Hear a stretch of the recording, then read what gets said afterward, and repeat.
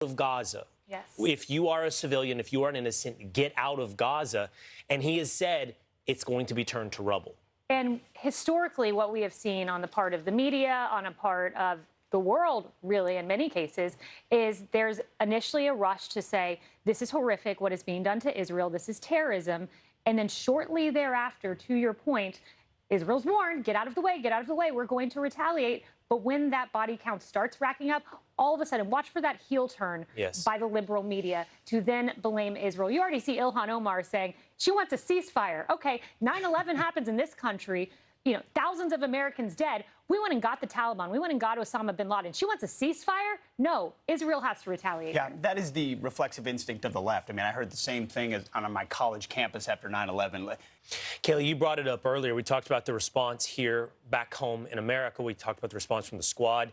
Pete, you brought up the comparison to some of your college classmates who call for peace in the wake of 9/11 while there's still smoke coming up from downtown Manhattan. So here's an example of what Kayleigh was talking about. This is Ilhan Omar, Congresswoman from Minnesota and member of the squad. I condemn the horrific acts we are seeing unfold today in Israel against children, women, the elderly, and the unarmed people who are being slaughtered and taken hostage by Hamas. Such senseless violence will only repeat the back-and-forth cycle we've seen, which we cannot allow to continue. We need to call for a de-escalation and ceasefire. I will keep advocating for peace and justice throughout the Middle East.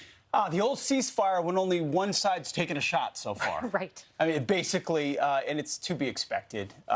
Here's her fellow squad member, the socialist from the Bronx, Alexandria Ocasio-Cortez, saying this.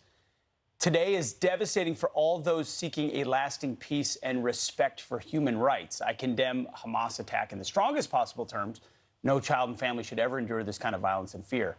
And this violence will not solve the ongoing oppression and occupation in the region.